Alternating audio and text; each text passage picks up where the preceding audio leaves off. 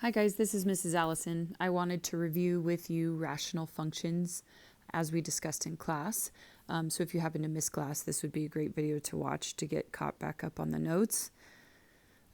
We are going to talk about rational functions now, which is just a step above our reciprocal functions. It's got a few changes that are made. Still have graphs with asymptotes, and they still have branches, just sometimes we have more. Sometimes we have multiple vertical asymptotes and more than two branches. So let's look at what that looks like today. So a rational function, the definition is any function in the form of y equals p of x divided by q of x, where p of x and q of x are polynomials. So typically we will have a variable of some form in the numerator and denominator. Not always in the numerator, as we saw with the reciprocal functions, but definitely in the denominator we will have a variable. So there's several parts that we want to talk about, and the first part about rational functions are the points of discontinuity, and there are two types: removable and non-removable. So let's talk about what the removable and non-removable discontinuities are. So a removable discontinuity, otherwise known as a hole in the function, and we'll look at what that looks like to graph it, happens when there is a common factor. If there are common factors in both the numerator, I'm going to abbreviate that, and denominator. So if I have something where there is a factor in the numerator and the denominator, and it's in common, that can be removed, but it still creates a hole. It still creates a point of discontinuity. Okay, that's a removable discontinuity. The second kind of discontinuity is a non-removable discontinuity, and the type of non-removable discontinuity we have is a vertical asymptote.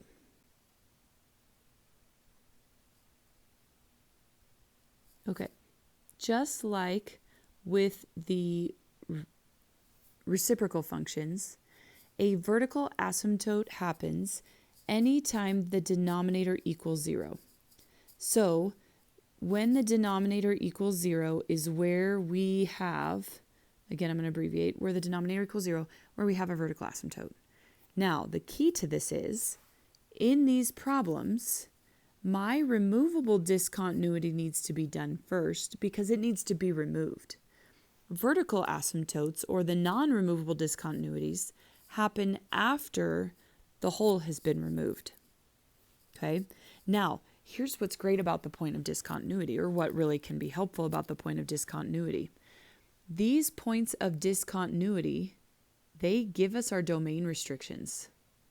We can see our domain restrictions from these points of discontinuity.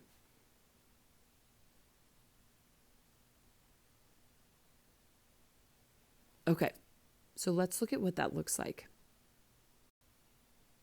Here is an example, and it says to find all points of discontinuity.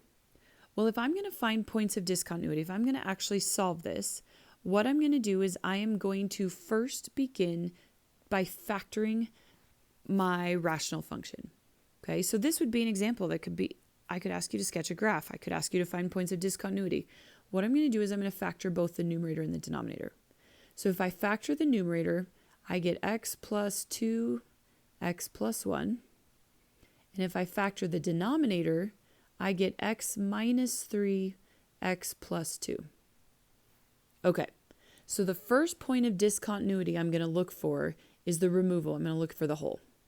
Well, the hole happens anytime there's a common factor in the numerator and denominator.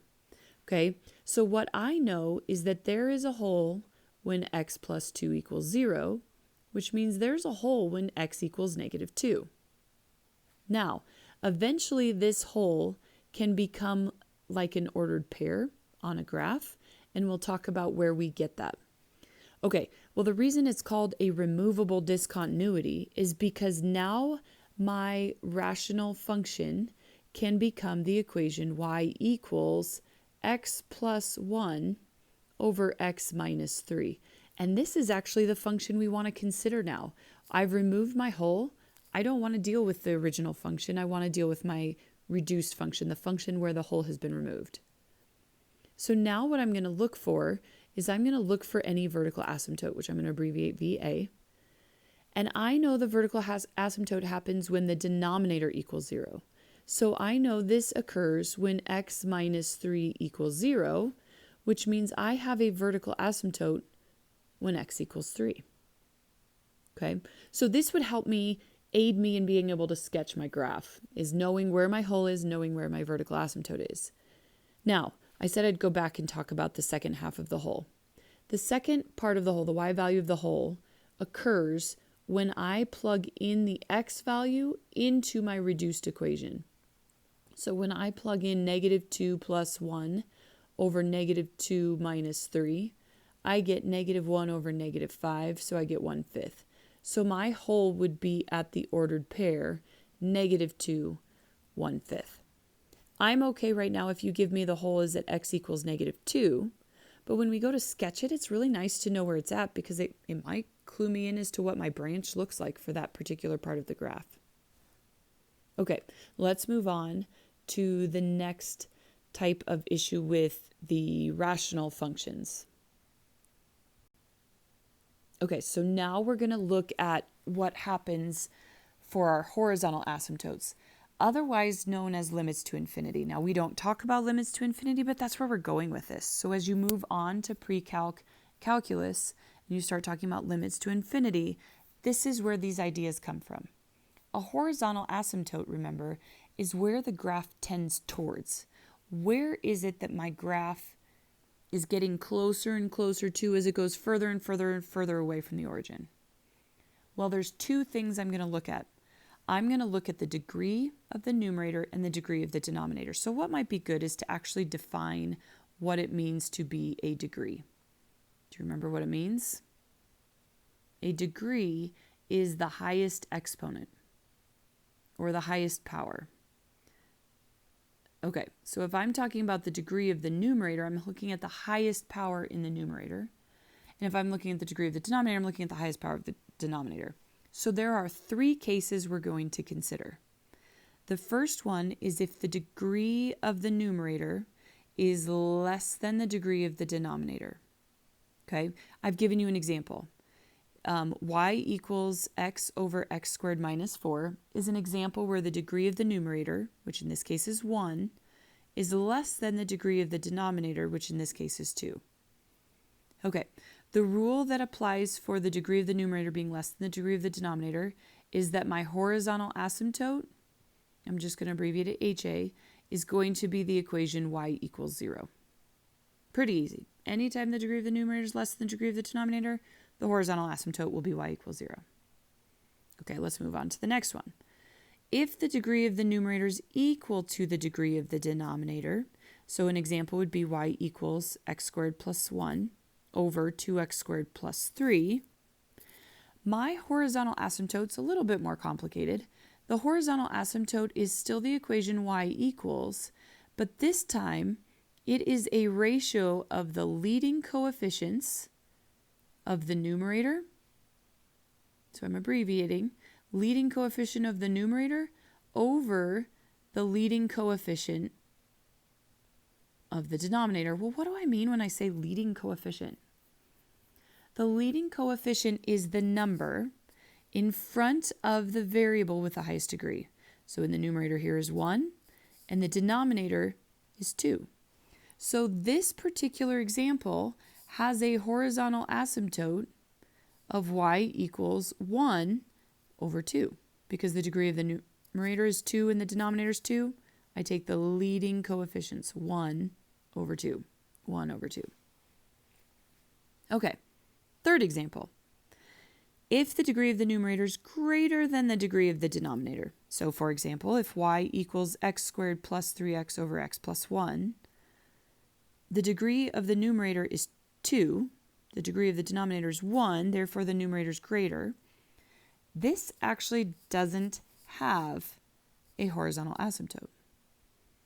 This has something we call a slant, or often referred to as an oblique asymptote. Now, we're not going to deal with slant or oblique asymptotes in this round. We'll get to them later. But understand there is no horizontal asymptote. There's not anything it's tending towards in the long run that's a value, a y value, but there is a slant or oblique asymptote. All right, let's look at sketching a graph of one whole example from start to finish. Okay, so remember I said the first thing we want to do is we want to factor because we want to list our points of discontinuity, but in order to do that, I need to factor it. And so this function is f of x equals x squared minus x minus 6. So if I factor this, I get x minus 3x plus 2 over x minus 3x plus 1. Okay, so the first thing I'm looking for is a whole. And remember, a whole happens where I have a common factor in the numerator and the denominator. So here I have a whole when x minus 3 equals 0, which means I have a whole when x equals 3. We'll come back to the ordered pair of this in a little bit, but right now know that there's a whole when x equals 3. Okay, the next thing I'm looking for is a vertical asymptote. Well, vertical asymptotes happen once I consider my reduced function. I've taken out my whole, I've removed it. So I have x plus 2 over x plus 1. And if I look at this, I know my vertical asymptotes happen when the denominator equals 0. So when x plus 1 equals 0, which means I have a vertical asymptote at x equals negative 1. Now, I like to draw my vertical asymptotes as a dotted line. Mine's a little bit crooked. So there's that. Now I'm going to consider my horizontal asymptote. So remember, there's the three cases. And what I notice about this function, whether it be the very original function or whether it be the reduced function, the degree of my numerator and the degree of my denominator match. And since they match, I know my horizontal asymptote is the ratio of the leading coefficients, so it's 1 over 1. So my horizontal asymptote in this case is y equals 1. Let's do that in green. So I'm going to draw a horizontal line at y equals 1. Okay. Now let's talk x-intercepts and y-intercepts. Where do they happen? Let's start with x-intercepts. X-intercepts happen anytime that y equals 0. So my x-intercepts happen when y equals 0. So the first thing I'm going to do is I'm going to actually come down here to the bottom of the screen, and I'm going to set 0 equal to y, and that gives me x plus 2 over x plus 1. And if I go to solve this, I get 0 equals x plus 2, which means I have an x-intercept of negative 2. So I can graph this x-intercept of negative 2 on my graph. I may do that in a different color. We'll stick with yellow. So there's my x-intercept. Now I need my y-intercept, and y-intercept happen when x equals 0. So I'm going to let x equal 0. So y equals 0 plus 2 over 0 plus 1. So I get y equals 2. So I have a y-intercept here at 2. Great. I can actually get a pretty good picture of where my branches are going to be just based on the fact of my intercepts and where my asymptotes are. So let's go back and revisit that whole now. I know I need to take my x value of 3 and plug it into my equation to figure out where the value of the whole is. And if I plug that in, I get 3 plus 2, which is 5, over 3 plus 1, which is 4. So the y value of my whole is 5/4. And the ordered pair of 3 5/4 is 3, 1.25. So I have a whole right here, a little bit over. I'm going to draw it as a whole. I'm going to draw it as an open dot. So that when I go and sketch this function, let's see. When I go and sketch this graph, I have a graph that looks like this, where my graph tends towards my asymptotes. It doesn't ever get there. And it goes through my x-intercept, goes through my y-intercept, and it passes through my hole in the graph. So now I'm going to talk about my domain. Well, we said before that knowing where my points of discontinuity are give me my domain. So my domain for this function is all real numbers except where x is equal to 3 and where x is equal to -1. Because I can't draw a part of my graph at -1 and I can't draw it at 3. Okay, hopefully that helps. That's a brief Cliff Notes version of how to sketch and find all the characteristics of a rational function. Obviously, please feel free to ask me any questions.